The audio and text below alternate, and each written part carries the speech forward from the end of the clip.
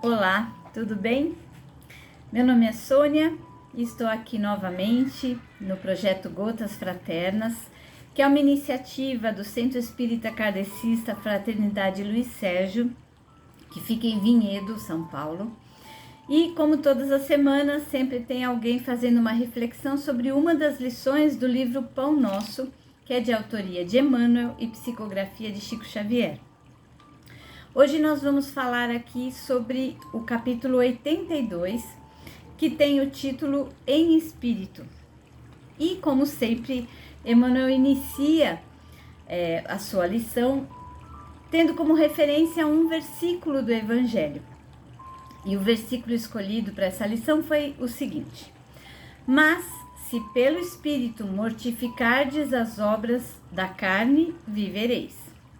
Esse versículo está na carta de Paulo aos Romanos, capítulo 8, versículo 13. E aí eu vou ler primeiro a lição e depois fazer algumas considerações. Quem vive segundo as leis sublimes do Espírito, respira em esfera diferente do próprio campo material em que ainda pousa os pés. Avançada compreensão assinala-lhe a posição íntima. Vale-se do dia qual aprendiz aplicado que estima na permanência sobre a terra valioso tempo de aprendizado que não deve menosprezar.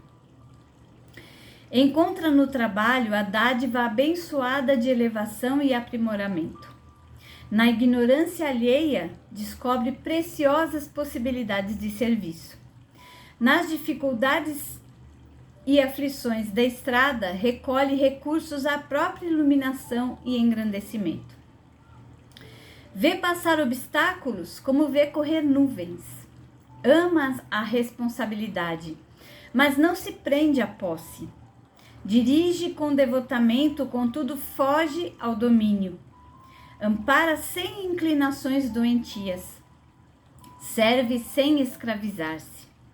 Permanece atento para com as obrigações da sementeira, todavia não se inquieta pela colheita, porque sabe que o campo e a planta, o sol e a chuva, a água e o vento pertencem ao eterno doador.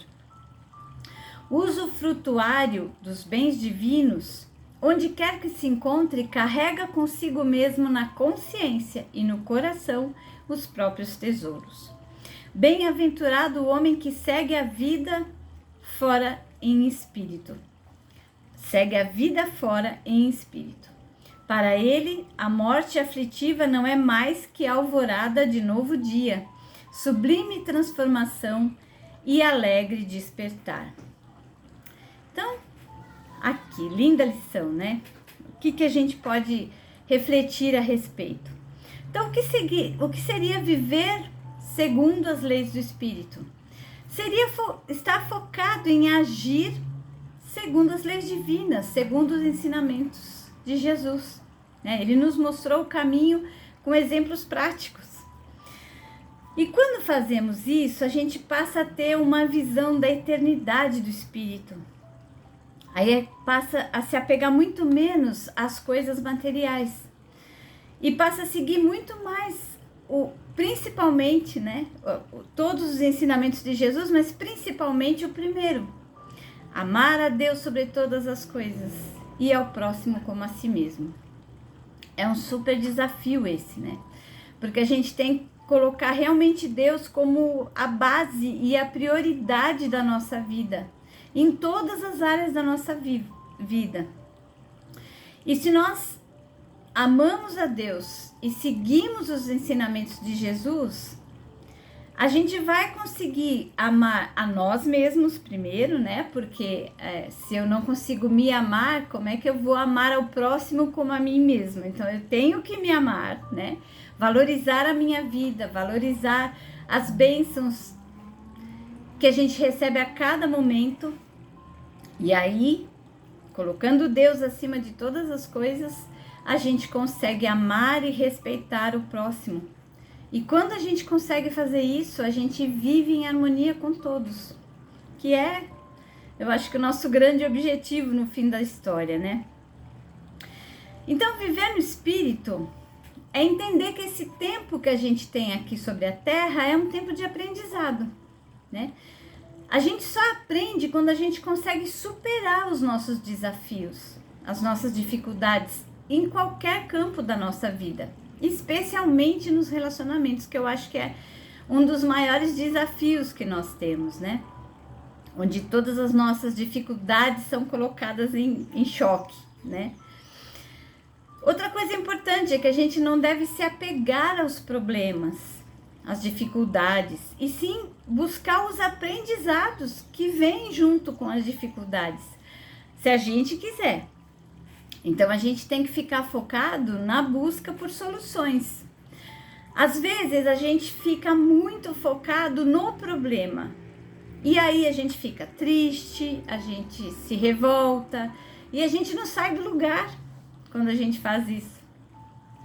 A gente precisa olhar para o problema, mas buscando como resolvê-lo e o que ele nos ensina, porque essa é a grande questão. Se eu consigo focar nas soluções, eu uso o tempo a meu favor, de forma produtiva. Por exemplo, no trabalho, também temos essa questão.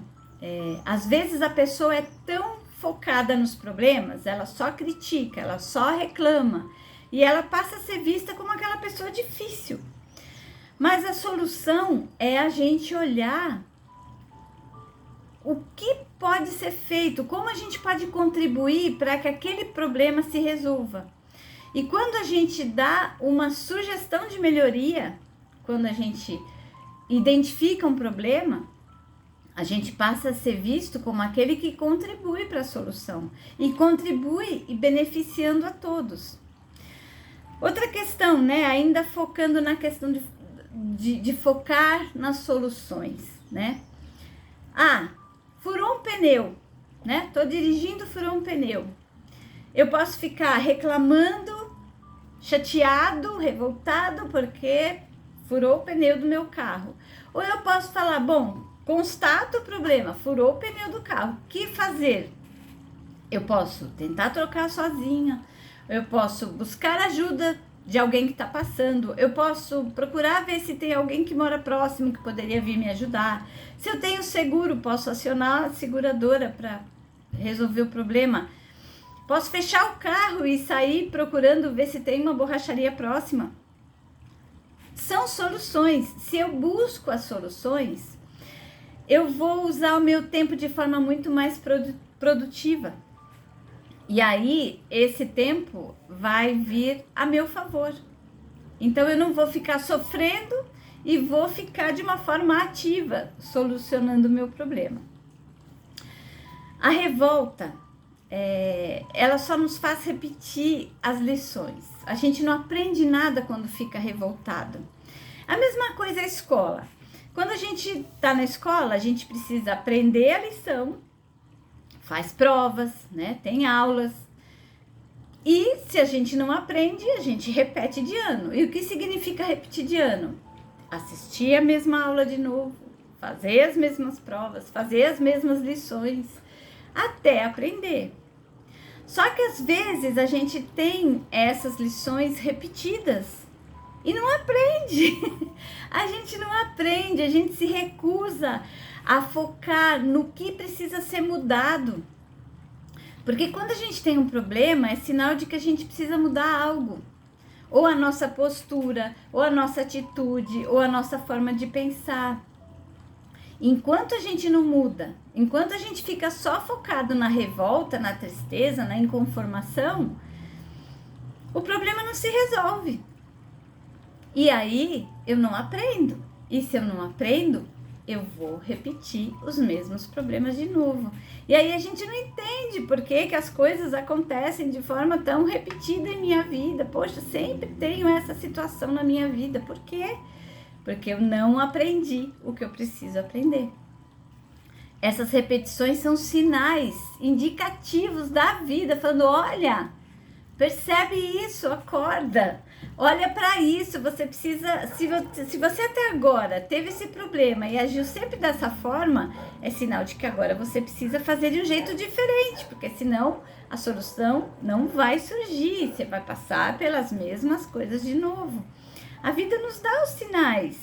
Deus usa as pessoas para nos mostrar possibilidades, mas às vezes a gente não quer mudar.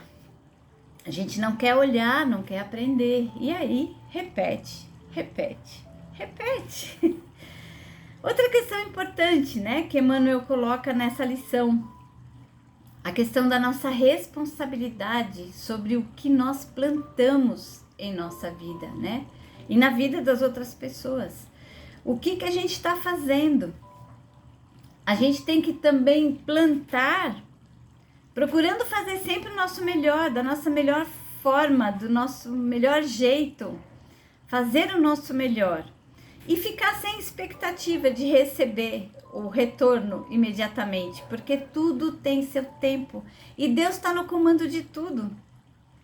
Então, se a gente tem essa fé, essa certeza, essa confiança de que Deus está no controle, que só o melhor vai sempre nos acontecer, o melhor não no sentido de, o mais legal, mas aquilo que a gente mais precisa para aprender o que precisamos aprender. Os problemas, os desafios na nossa vida são apenas nossos professores, as pessoas difíceis na nossa vida. Todos os desafios que a gente tem, os problemas, são nossos professores. Mas a gente precisa olhar para isso com esse olhar de aluno, com esse olhar de busca pelo aprendizado, pela melhoria contínua, porque senão a gente não sai do lugar. Os nossos maiores tesouros são espirituais. Esses são eternos, diferentes dos tesouros materiais, que são passageiros, são superficiais. Só quando a gente conseguir realmente ter a prioridade certa em nossa vida, é que a gente vai ter paz no nosso coração e na nossa consciência. Então, se a gente conseguir viver focado nesses valores espirituais, a morte, que normalmente é uma questão tão aflitiva para todos têm receio, medo da morte, evitam até falar sobre o assunto, a morte vai deixar de parecer tão aflitiva. Lembrando que morte é apenas do corpo, o espírito não morre nunca. Então, a gente vai passar a ver a morte como apenas uma passagem, um momento de transformação, uma mudança de fase, um retorno para a nossa origem, que é o plano espiritual, e o nosso destino, que é o plano espiritual, nossa origem, nosso destino, né? Porque somos espíritos imortais. Então, essa certeza também nos traz mais paz, mais equilíbrio, até quando nós perdemos pessoas queridas em nossa vida. Perdemos de vista, né? Perdemos momentaneamente, mas eles continuam lá e a gente um dia se reencontra, com certeza. Então, quanto menos apegados nós formos às questões materiais, e aí entram coisas, pessoas, situações, posições sociais, quanto menos a gente se apegar a tudo isso, mais leve, mais fácil e mais feliz será essa transição. Porque o grande problema é o apego. Quando as pessoas são muito apegadas às coisas aqui materiais, elas sofrem muito para se desembaraçar disso. E aí é mais complicado mesmo, é mais difícil. Então, o desapego tem que ser também um grande objetivo nosso. E assim, que a gente possa realmente seguir cada vez mais os ensinamentos de Jesus na nossa vida. Aí a gente passará a viver em espírito mesmo, como nos ensina Paulo, como nos ensina Emmanuel nessa lição.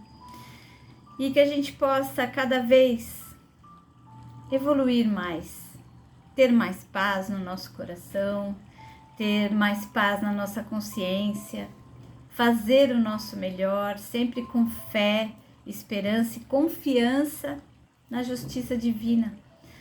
Ela é uma certeza, tem que ser uma certeza em nossa vida. Isso vai nos acalmar sempre que estivermos diante de uma situação mais difícil. Tudo se resolve, é só uma questão de tempo e de postura nossa na solução. Então, desejo que o próximo ano seja o melhor até agora. A gente está quase na passagem do ano, né? Então, que o próximo ano seja o melhor da sua vida até agora. E desejo muita paz e muita luz a todos. Obrigada pela atenção e tudo de bom.